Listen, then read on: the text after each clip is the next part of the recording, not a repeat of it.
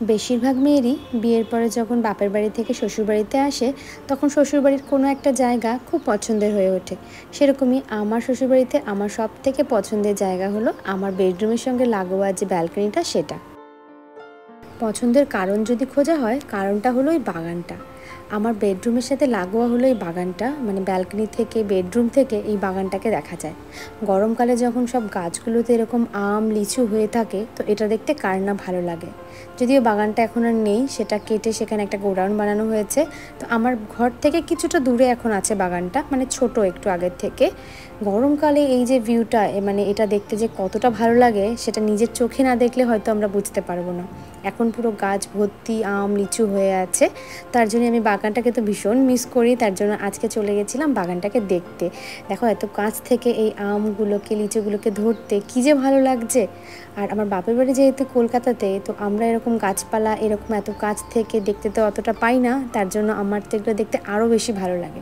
তো তোমরা কমেন্টে অবশ্যই জানিও যে তোমাদের কার কার এরকম আম লিচুর বাগান দেখতে ভালো লাগে বা গাছপালা এরকম দেখতে ভালোবাসো তোমরা।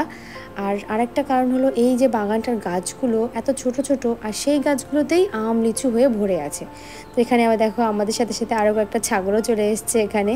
আজকে ওয়েদারটা যদিও একটু ভালো, তার জন্যই আমরা এসেছি বাগানটা দেখতে। আমি ত্রিবিকের পিসি, আমরা তিনজন মিলে দেখতে এসেছি বাগানটা। দেখো কি সুন্দর ছোট ছোট গাছে পুরো ফল ভর্তি হয়ে আছে।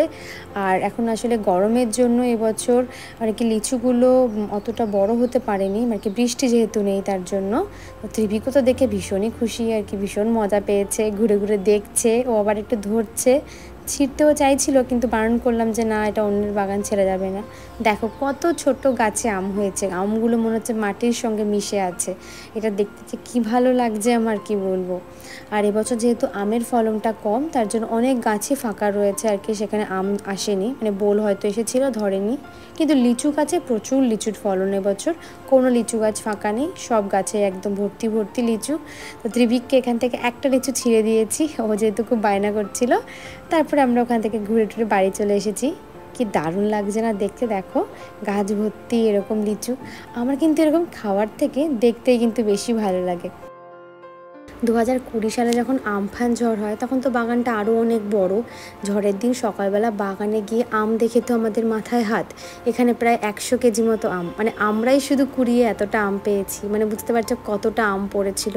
খুব খারাপও লাগছিলো যে এতগুলো আম পড়ে নষ্ট হলো, এখানে সব পাকেও নি, কিন্তু এত আম একসাথে থেকে আমি তো আনন্দে পাগল হয়ে গেছি।